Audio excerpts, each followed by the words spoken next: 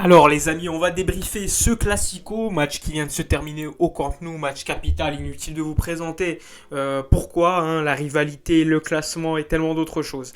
Alors avant de parler du classico en lui-même, on revient assez rapidement sur les 11 côté Real Madrid. Thibaut Courtois au but, la défense centrale était composée de Militao, Alaba, il y avait également Lucas Vazquez sur le côté droit, Ferland Mendy à gauche. Ensuite le milieu de terrain classique on va dire avec Toni Kroos, Modric, Casemiro et devant Rodrigo, Vinicius, Benzema. Donc un 11 qui était similaire à celui contre le Shakhtar en Ligue des Champions la semaine passée. Côté FC Barcelone, un 11 sans surprise non plus, on s'y attendait, c'était le 11 que j'avais présenté dans la vidéo. Alors, au but, Ter Stegen, sur le côté droit, il s'agissait de mettre Mingueza, la défense centrale Piqué, Eric Garcia, à gauche, Jordi Alba. Ensuite, le milieu de terrain, Frenkie de Jong, Busquets, Gavi, et devant, Memphis Depay, Ansu Fati ainsi que Serginho Dest. Donc sur ce côté-là, le Barça avait mis un 11 plutôt classique, le Real Madrid également, donc sur le papier, c'était quand même deux 11 plutôt assez intéressants de la part d'Ancelotti et Ronald Koeman. Maintenant, on va parler de ce qui nous importe le plus, c'est-à-dire du match.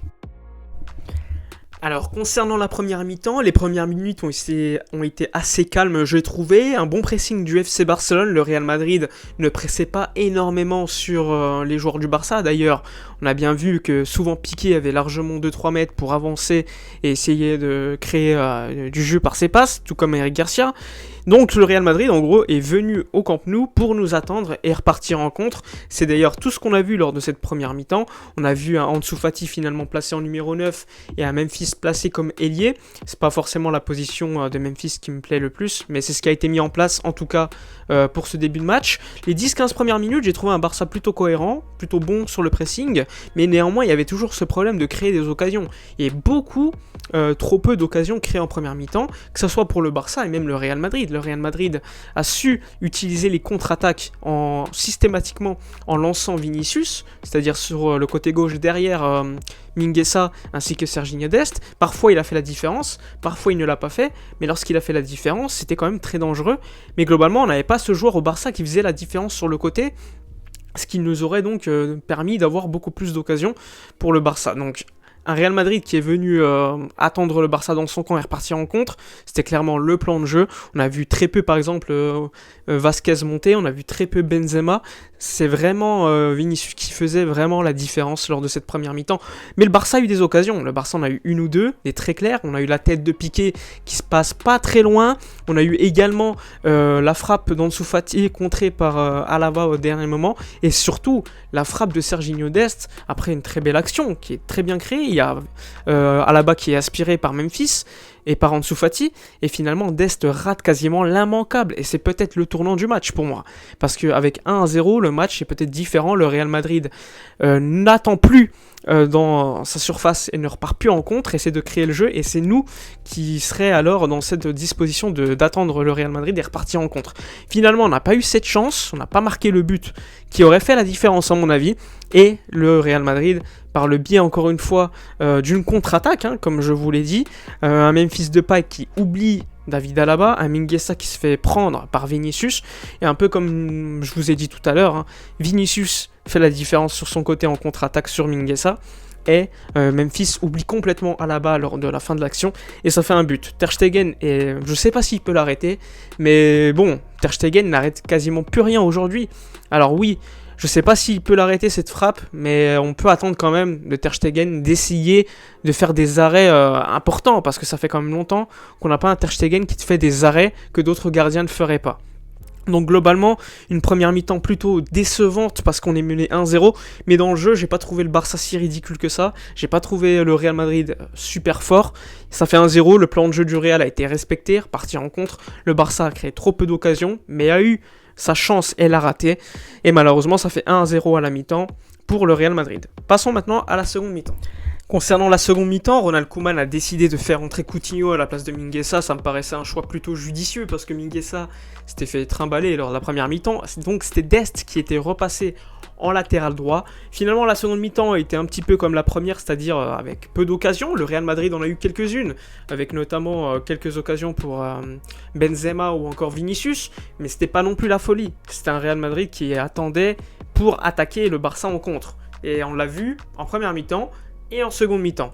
Le Barça a eu quelques occasions, mais le problème, c'est que quand tu marques pas, bien tu peux risquer ensuite de te faire prendre en contre-attaque. Et c'est d'ailleurs pour ça que le Barça prend un deuxième but après une contre-attaque salvatrice du Real Madrid. Encore une fois, le Barça n'est pas efficace devant les buts. Le Real Madrid a très bien défendu, un Real qui a défendu très très bas, avec des joueurs comme de qualité, un plan de jeu qui était respecté par les joueurs. J'ai pas vu un grand Real, personnellement, j'ai vu un Real Madrid fidèle à lui-même, c'est-à-dire qui défendait, qui est venu chercher un résultat. Il aurait pu avoir un penalty pour le FC Barcelone avec une main de Kroos, mais franchement, on va pas parler d'arbitrage parce que je pense que c'est le moins important lors d'une performance comme celle-ci. Je suis quand même déçu de la seconde mi-temps. On a vu une belle rentrée néanmoins de Coutinho, globalement. Kun Agüero est rentré et a marqué le 2-1, mais c'était beaucoup trop tard, c'était la dernière minute de jeu. Donc finalement, le Barça s'incline 2-1 lors de ce Classico. Globalement, une mauvaise image de l'équipe, même si je vais analyser vraiment le jeu qui a été proposé, je considère que c'était beaucoup mieux que ce qu'on a vu contre le Dynamo. Mais après, contre le Dynamo, c'est tellement nul que franchement, c'était décevant. Donc ce match, il y a quand même pas mal d'individualités qui ont souffert, hein. Je pense à Frenkie de Jong, à Gavi, mais c'est pas les seuls, Ansu Fati, Memphis Depay et plein d'autres. Donc un résultat très décevant. Le Real Madrid prend 3 points de plus par rapport à nous. Le Barça doit continuer et essayer de s'améliorer. De toute façon, le Barça ne va pas viser le titre, il va plutôt viser la qualification en Ligue des Champions. Je pense qu'il y a quand même moyen si tout l'effectif est présent. Faut pas non plus oublier qu'il y avait quand même des absents comme Pedri, Dembélé. Dembélé potentiellement aurait pu marquer un but que Dest a raté par exemple lors de la première mi-temps. Et je pense que ce but, enfin ce manqué, a été le véritable changement, le véritable moment important de ce match. Parce qu'un but de Dest à ce moment-là, je pense que ça change tout. Ça change totalement la physionomie du match.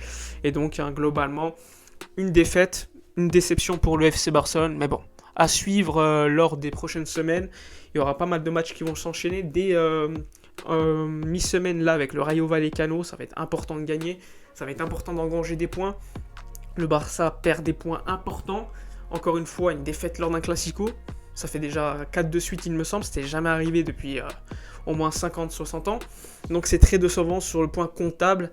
Mais au niveau de la prestation des deux équipes, j'ai été déçu. C'était pas un grand Classico, même s'il était meilleur selon moi que celui de l'année dernière au Camp Nou. Ça reste un Classico qui était pauvre, pas beaucoup d'occasions. Et un résultat, encore une fois, négatif pour nous. Voilà le résumé que je pourrais faire du match. Dites-moi dans les commentaires le joueur qui pourrait se sauver côté Barça. Moi je dirais Busquets qui a été globalement bon. Un des seuls d'ailleurs côté Barça, sinon globalement ça n'a pas été top. Dites-moi dans les commentaires ce que vous en avez pensé, n'oubliez pas de liker, commenter, partager. Moi je vous dis à la prochaine et d'ici là comme d'habitude portez-vous bien.